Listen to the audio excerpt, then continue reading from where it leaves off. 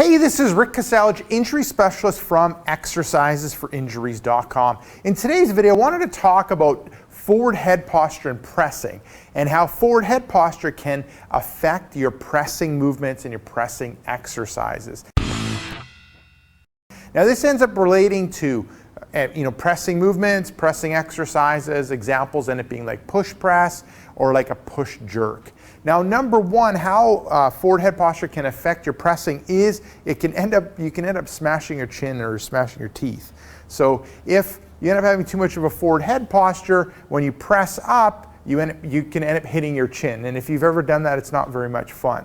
So that ends up being the first thing. The second thing is, a lot of times with forward head posture, you have poor flexibility in the muscles, poor mobility, and what ends up happening, instead of bringing the head back, you end up shifting the body back, and that affects it ends up affecting your pressing movement.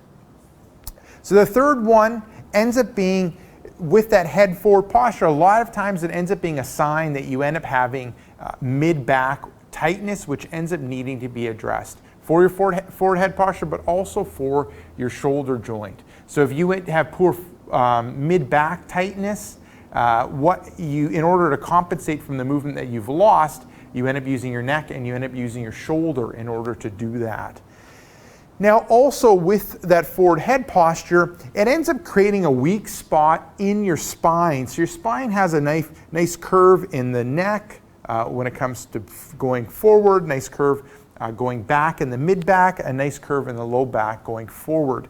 Now, for the forward head posture, it oftentimes creates a weakness in the spine and a weakness specifically in the neck. So when you're doing pressing movements, it puts more stress on the neck, and then also you end up losing support and stability from that spine.